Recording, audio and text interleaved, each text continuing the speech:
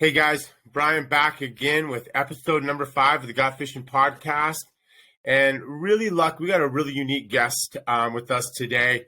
Talk about a world traveler. This guy has literally been everywhere. And we got introduced a few years ago by a mutual connection of ours who thought that we should be talking because there were some similarities in his company, Saveur the Journey, and our company, Got Fishing.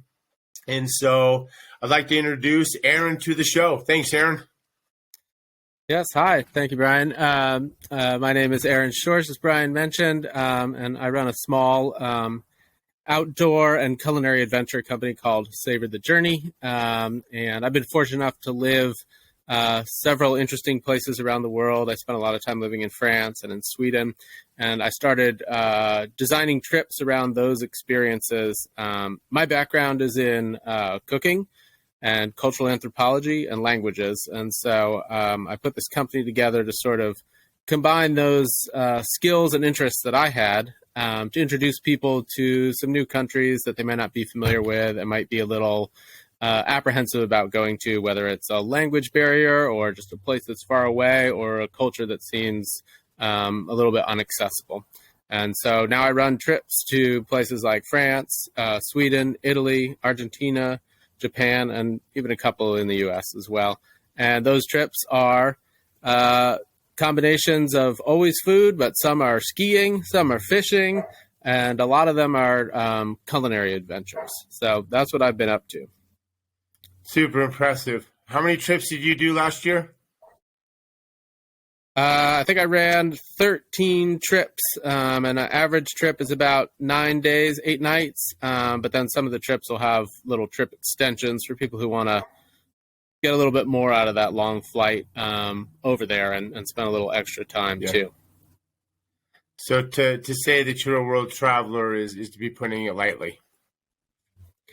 There's still a lot of places I'd like to go, but I've done some good traveling. Yeah, very cool.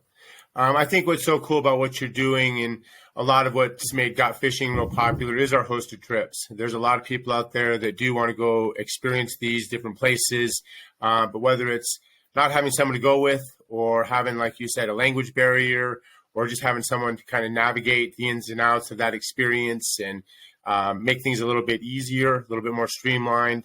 A lot of people find that, to be very attractive today. And especially there's a lot of people out there, traveling and wanting to get out there and explore the different areas of the world. And whether it's like you're offering skiing and cooking or fishing in our case, I think offering these hosted trips is huge. And obviously, with the success that you're having, there's a lot of people out there that are looking for these group trips. Which is really how you and I got together. I was looking to put a hosted trip together that had something to do, that had something more to do than just fishing. And you were looking to take a trip somewhere over by Sweden and add some fishing to your culinary experience. And so you and I got together, and it was really you that had kind of brought this trip to me and the experience that you thought could be had over there. Why don't you tell us a little bit about why you picked Sweden and what was so attractive about that opportunity and that experience? Yeah, sure. So in 2015, my wife was working on her PhD in cultural anthropology, and she got a grant to go to Sweden. Her family is from Sweden, to go to Swedish Lapland and study the food systems of the folks that live up there. So this is an area up above the Arctic Circle, working a lot with the Sami, who are the indigenous people of northern Sweden, Norway, Russia, and Finland. And so we went over there. We got to spend a full year there. We got a full, we got an apartment of 240 Volvo with studded snow tires, and we set up there. Sorry, my dog is barking here. Do you want to see if we can do something about this? No, it's good. It's good. Yeah. So we got to spend a year up there. This is a place that during the winter, we had 6 weeks of no sunlight. And during the summer, we have 24-hour daylight. And it was a really transformative experience for me. I was learning Swedish. My wife was already fluent in Swedish, but Swedes speak English very well. And I started doing different things with my cooking background. I worked at sort of a big cross-country ski lodge, doing some cooking there on a hut-to-hut system that they have along the Kings Trail. I was working with some Sami reindeer herders at a reindeer butchery, so making reindeer sausages and cutting up meat. And we started meeting a lot of people up there. And while I was cooking at this cross-country ski lodge, I started in the summer checking out the fishing opportunities. And there is some really amazing fly fishing to be done there. With the 24-hour daylight, it's sort of a short season for the fish, so they are very aggressive and they're very beautiful. We're catching a lot of Arctic char with beautiful red bellies, brown trout, and Arctic grayling as well. And I had come from a background of spin fishing for smallmouth bass. I grew up in New Hampshire, and I'd always wanted to get into fly fishing, and I could just see these fish taking flies off the surface, and I borrowed a fly rod and just started going at the fly fishing. And so this is an area where I've got a lot of strong connections. I got a lot of friends, and I wanted to bring a trip back there because I think it's a really unique area in that it's extremely remote. The area that we're in the Jokkmokk commune is it's about the size of New Jersey, and there's 5,000 people who live there. It's very wild. We've got 5 national parks there. Sarek National Park is considered like one of the last truly wild places in Europe. The people are really interesting. If you're going to live up there above the Arctic Circle, you have to be pretty resourceful. You have to be a good communicator. And so there's a lot of really interesting people doing interesting things, even though it's this very rural community. There's a lot of people who are on the international stage in terms of the writing or music or art that they're doing. And so for me, it was just like a great idea to bring people back there because I think it's a unique area that not a lot of people are going to. And it's a little bit hard to get to. Not really. You fly to Stockholm, and then it's about a 2-hour flight to a town called Luleå, and then a 2-hour drive from there. And then we are taking helicopters into these places. But it definitely takes a little bit of knowledge and know-how to figure out where you want to go and to get to the good spots. And so I had sort of done a couple test runs with this trip with some friends and, 1 or 2 clients checking it out. And it's just an amazing area. It allows you to fish.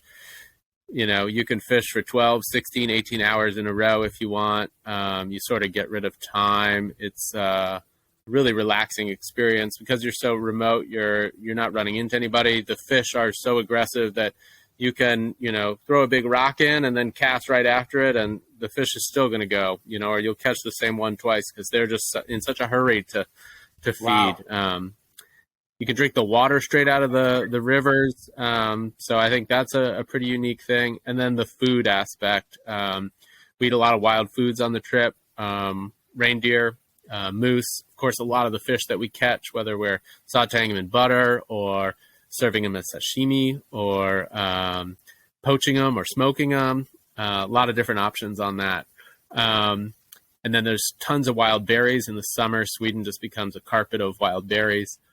So there's a lot of great food things to be done there. And it's just a really stunningly beautiful place. If you haven't been up above the Arctic Circle, it has a different appeal than the Caribbean, which is pretty accessible.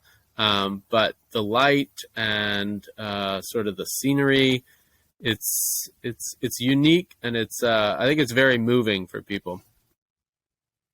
That was the word I was going to use. I haven't been there, but from the photos that you brought back, the really, really unique place for sure. Definitely a place. I love your explanation of it. Not only after hearing about it, but seeing the pictures, certainly an experience that I want to go on. So we had this trip after you and I met. You had done this recon, and we kind of had set a trip for August timeframe, August 2020, the infamous year, and obviously it did not happen, August 2020. So tell us a little bit about, kind of walk us through getting from when it was supposed to happen to actually happening and navigating those, because a lot of the feedback that people got or that we received back was what an awesome job you did of communicating during that period where there was a lot of indecision about travel and if this trip would be happening and when it would be happening. And I know you did a great job of communicating with people. So walk us through that a little bit. Yeah, I mean, this was a very challenging time for everybody, but especially people trying to run trips. And, you got to just sort of be on your feet and be willing to sort of pivot and be flexible. And, originally when this pandemic started, we thought it wouldn't last that long. And then obviously that didn't happen and it started lasting longer and longer. And so we had a group of people that had already signed up for the trip and they were excited to go. But they were also seeing, okay, well, this might not be possible for this year. What's the plan? What are we going to do? And so I just tried to communicate with them and, let them know what was going on in terms of entry restrictions in Sweden, which, was closed down like much of Europe for American travelers. So it was like, it's not looking like it's going to happen this year, but don't worry. We'll get you on another trip for next year. And I definitely had some people who were like, hey, I don't know if this is just going to work. We're going to just come up with something else. And, it was just a lot of reassuring them how special this trip was and that, it's worth waiting for and it's worth sort of looking ahead. Explore your backyard a little bit more in these years where it's going to be harder to travel. Right. But have this trip out there as something to look forward to. And I think that was really important for people during the pandemic is to have, even if we didn't know when the end was, but to have something to look forward to. When I do trips, I love going on the trips, but I also like the planning and the preparation. And, so I'd send out lists of flies that we were going to be using. So people who were tying their own flies could be working on those, sending out pictures, of previous times I'd been there. So that people could continue to stay engaged and excited about the trip. And, we did have a couple people who were, just like, okay, my work situation has changed. I'm not gonna be able to do this. But we were able to pick up some other people in their place and we still were able to go with a really, really great group of folks. And they were so excited when we finally got there and made it happen. And it was a little bit difficult to the end because we were now going this summer where COVID wasn't as big of a problem for restrictions and things like that, but airlines were severely understaffed. And so flights were getting canceled and people were losing bags and things. And so there was still, up until the very last moment, there were still people going like, oh, are we going to make it? I really hope we can make it. And they all did. And when they finally made it, I think they really savored that experience, the fact that they could finally make it there and enjoy it and get to finally live out all those things that they'd been thinking about and hearing about from me, these like sort of 3 years of buildup, and to finally make it happen. And people kept turning to me during the trip and going like, it's really happening. We're really doing it now. This is great. Yeah, super cool. Let's see if I can sun here a little. Oh yeah. Well, great job you continuing to make it happen and communicating, because I know again that's so important to people, especially when they're working with these different companies that promise the world and then end up dropping the ball when something like this happens. So I think it says a lot about you and says a lot about your company and why you're doing that as many trips as you're doing. So great job on that. So the trip finally happens and you guys get over there. How many were on the trip?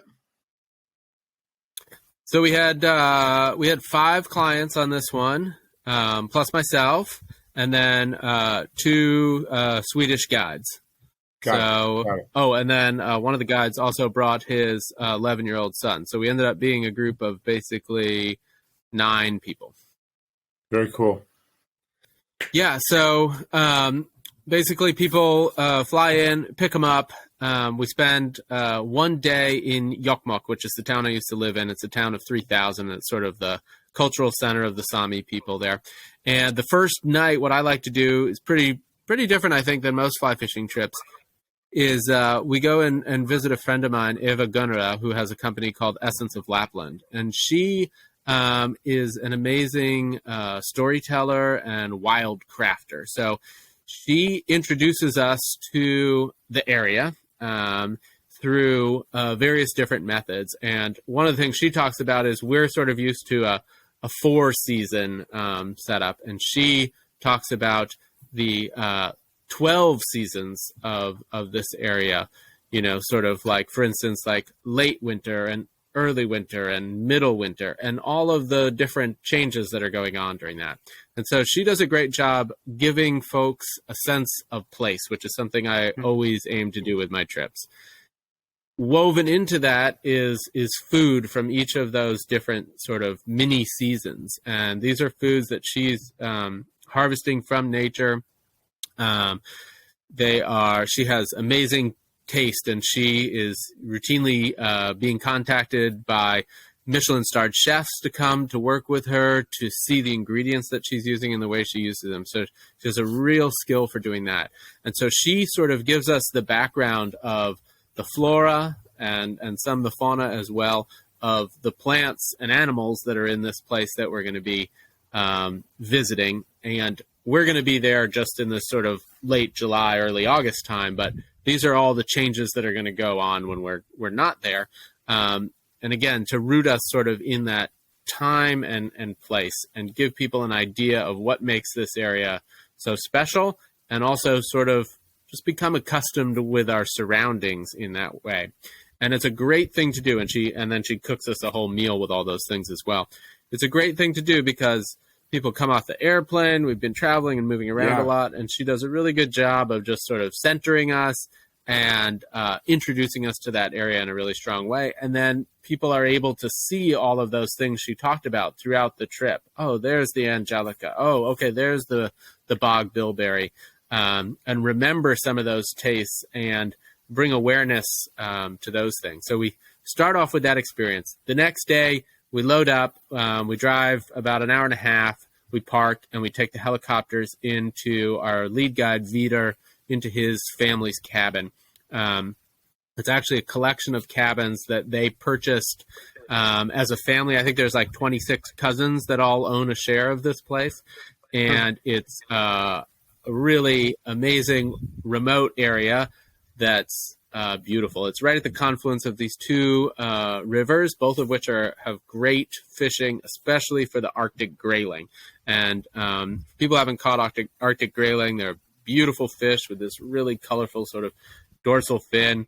They almost look tropical, but they live up there in the way north. And they take dry flies really well, and they fight really well. And they're usually not very big. They're usually pretty small. But for whatever reason, at Vitor's cabin, they get really, really big ones. And there's some fantastic fishing for grayling there. And that's within like a 10-minute walk from these cabins that he has. And so we can go and fish on these sections of the river. And it's a great way to just start the trip because people just hook up, immediately. Yeah. I think at one point after an hour or two, you look up and everybody who's fishing has got a fish on at the same time. And they're just lined up in there. And then that area is cool too, because those rivers flow into a lake. Vitor's dad is a professional carpenter and boat builder. And so his family has all of these boats. They have like 30 boats strewn over this wilderness area. And so there's some boats down on that big lake that we can take out with motors. And we can go and fish for these big northern pike in these shallow marshes with, sort of frog patterns and big sort of flashy stuff. And you can see these big pike coming in. So that can be really exciting for people. There's also a couple of smaller lakes that we can hike up to, about an hour and a half hike. And again, you show up there. The first time I went up there with Vitor, he oh yeah, we got a boat up here somewhere. You're just so far in the middle of nowhere. Then he goes in the bushes and he pulls out this boat, this cool wooden boat, sets out in the water. Then he walks over into some other bushes and he's got this box that he's built. It's got tar paper and asphalt shingles on it, and it's got a little solar charger on it. And in there is a couple of deep cell batteries and electric trolling motor. And he pulls that out. We got 24-hour daylight, so it's all charged up. And then you're on this little lake up there cruising around with this little, wooden boat and a trolling motor. Fishing for brown trout, and there's also char up in the other lake next to it. And as I was sort of talking about before, with the 24-hour daylight, the way that Swedes are up there, they just sort of like time becomes really irrelevant, So like you wake up whenever, you have breakfast, you go fish. Sometimes you stop for lunch and it's 4 o'clock in the afternoon, fish for another 6, 8 hours. Okay, we're all really hungry. Let's go in. We'll have dinner at 11 at night. We'll go to bed. We'll sleep in till 9 or 10, or we'll get up at 6 and go fish. The schedule just becomes really relaxing and really fluid. And it's some of the feedback I got from clients who were on this trip was that they really appreciated that, and that it wasn't just, the guys pick you up at 9 and you fish till 5 and then, you go have dinner. It was like, oh, the fishing's good. We're just let's go. We just keep going. Yeah. You can tie, flies on it at midnight. You can still see. And so we don't try and sort of, force our schedule on what's going on. We just sort of let that develop naturally. And it becomes a very relaxing experience because there's no hurry. We get up and you move at the pace that you want to, and you sort of let the conditions dictate what's going on. And everybody realizes they're going to get, more fishing than they can possibly want. So there just becomes sort of no hurry, and it's a really relaxing experience. So from there, we spent a few days there at Vider's cabin. We smoked some fish. We explore that area. We fly back out. We resupply. We drive to a different area and fly into the higher mountains. Vider's area is sort of like in the foothills. It's in these old growth forests. It's really beautiful. Then we go up into the higher mountains. Here you can see snow up on the peaks. This is where the reindeer are going. It's a great place to escape the mosquitoes as well. There's much more breeze up there. The reindeer are going up there to calve. And so we go up to these higher mountains and we stay at a little Sami camp there. On a big lake, and there's a river that flows in there that we fish that is really spectacular for Arctic char. Arctic char can be a little finicky. Sometimes they're really going after it and sometimes they're not, but that place is just a great place to catch them. And we've got a setup there. All the places that we go to, we have saunas. The Swedes are really into saunas. And so this is a way after your day. We get the sauna, raging hot, wood-fired stove, put water on it, you get some nice cold beers, you go in there, and you just relax, and you sweat, and all the saunas are right next to the river. So you get really hot, you jump in the river, really invigorating, you get back in. And then we also are able to take, like, bucket showers in there. The wood stoves have, like, a water jacket, and so we heat up water, and then you can temper it, and each person can take their turn, and they want to, shampoo and stuff. So you can be extremely clean, even though we're in this very remote area. And all the cabins usually have a little solar panel too. So we got a little bit of electricity. Lights are not a big deal because there's usually light. And so anyway, this other camp, we can explore along this whole river and fish, and you can just walk upstream, and just every bend there's just char waiting. We can also take boats across the lake to some places where other rivers flow in or where the outflow is, and there's great fishing there as well. So we spend another couple days there, and that's sort of the trip. We have these sort of two locations, one in the foothills and then one in the high mountains, so you get those two different experiences. And pretty much everybody on the trip catches, if you want to catch a grayling, a brown trout, and an Arctic char, that's no problem, and adding in a pike as well. So plenty of fish to be caught and a really good variety of fish, and we get to eat all of them, so we get to try all the different ones. Well, we literally get that question all the time over here, in the U.S. Do we get to keep them? Everything's catch and release, and over there you guys are actually keeping them and cooking them up. I had a question on that. I mean, obviously these places that you're hanging out are very remote, and we have these wood-fired saunas. So is the cooking also wood-fired? Tell us a little bit about the cooking that you're doing, because you are a certified chef. I mean, this is what you do, and you are preparing majority of the meals. I know some people are helping you with probably some of the prepping, but you're really driving the bus on the culinary aspect of this. So tell us a little bit about how you're pulling this off. Yeah, definitely. I've cooked in all kinds of different situations, and I'm also quite resourceful with those things. So yeah, some of the times I'm cooking on wood. A lot of times we will, have lunch out.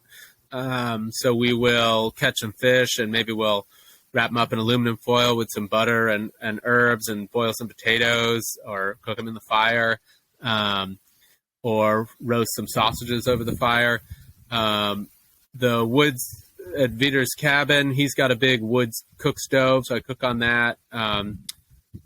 They also, sort of one of the advantages of this area is, it's you can sort of think of it a little bit like northern Minnesota, right? So it's lots of lakes and rivers, and it's pretty hard to get places in the summer. If you don't have a boat, you're walking a long distance around things. In the winter, though, all this freezes solid, and it allows them to bring in by snowmobile all these provisions, whether that be those boats that are up at those places, or gasoline for, motors, or propane,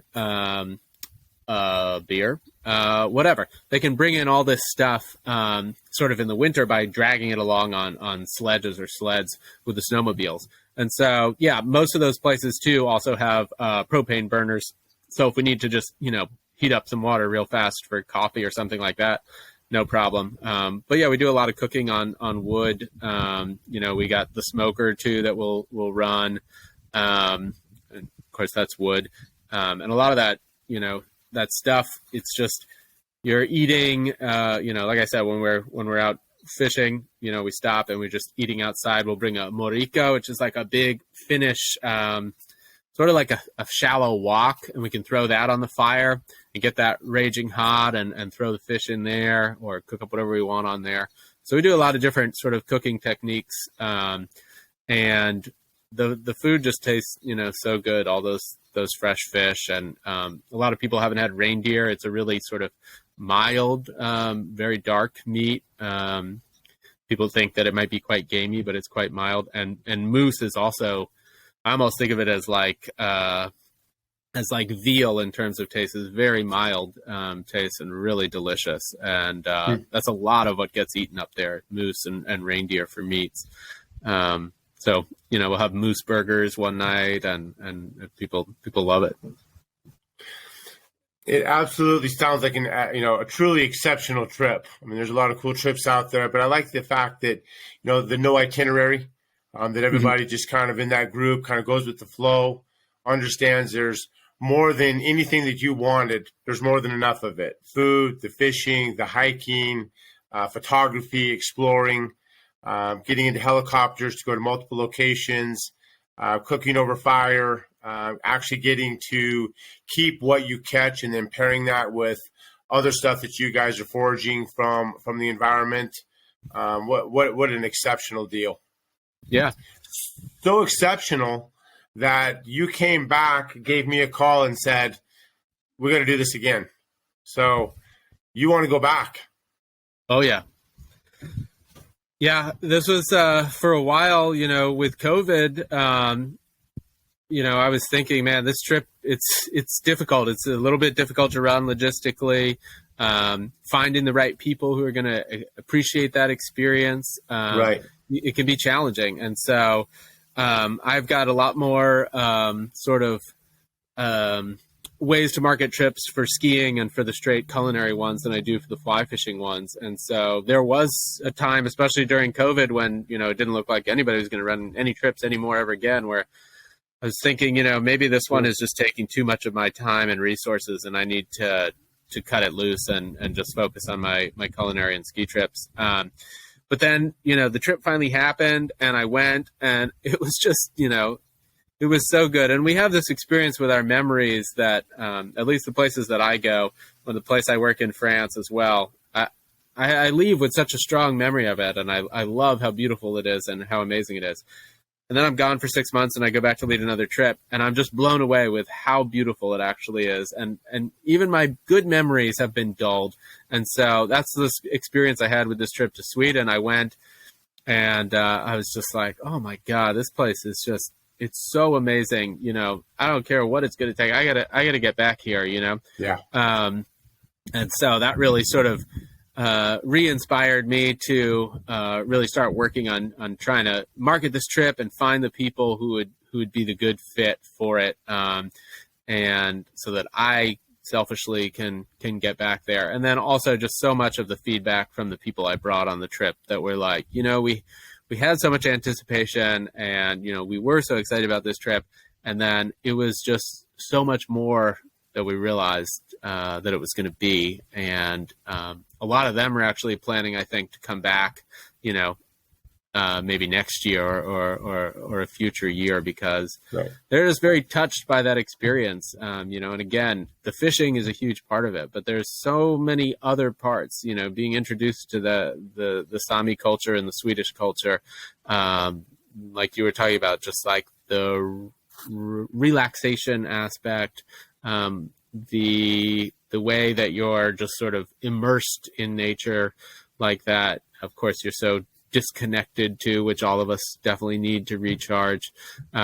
So there were a lot of very kind words by the people who came on the trip, just saying like, you got to make this trip happen again, because, it's just a really unique experience.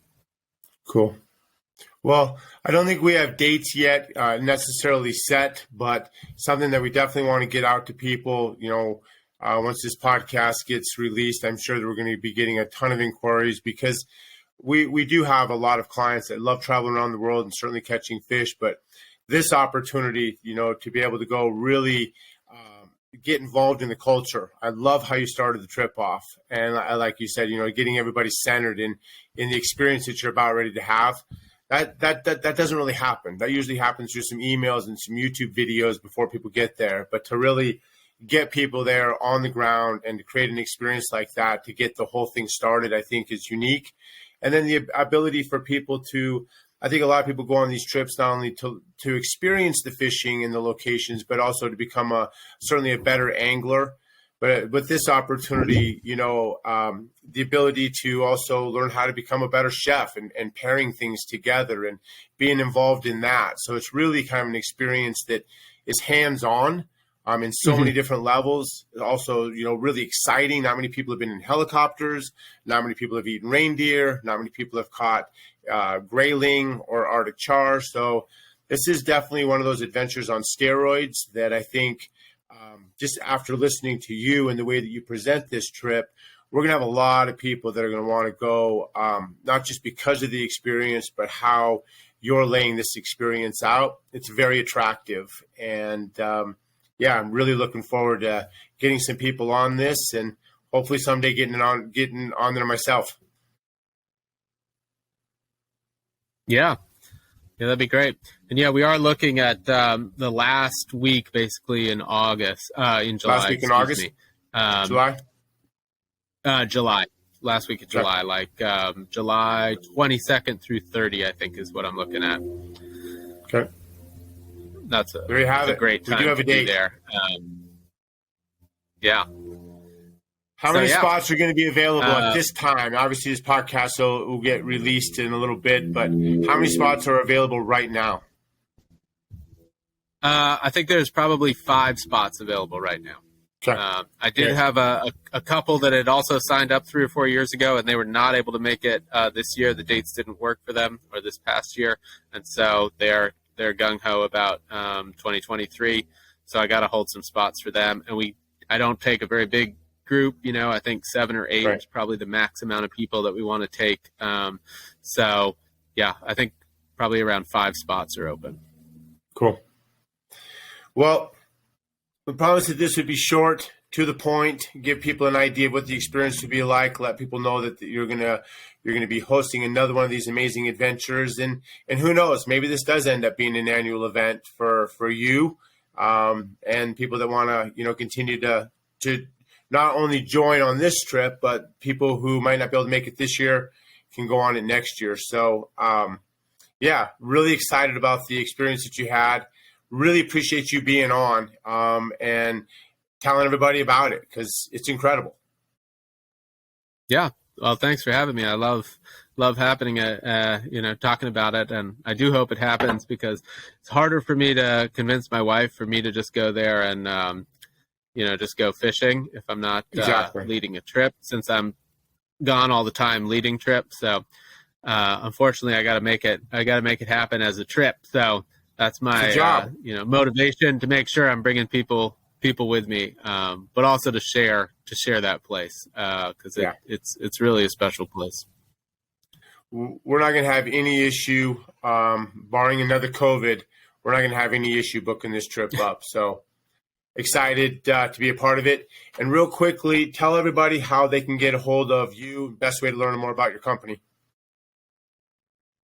Yeah, probably the best way is you can go to saveurthejourney.com, and that's got a description of the trip there, and then has my email and phone number. And you can certainly shoot me some questions, and I'm happy to talk. I love talking about fishing and food and travel. So that's probably the easiest way, and that's Saveur, spelled Saveur, like the French, Saveur. Cool. Saveur the Journey. So you can find me there or on social media. Well, appropriate name for your company. We really appreciate you coming on, and look forward to doing more trips in the future. Great. Thanks, Aaron. Thanks, Brian. Bye.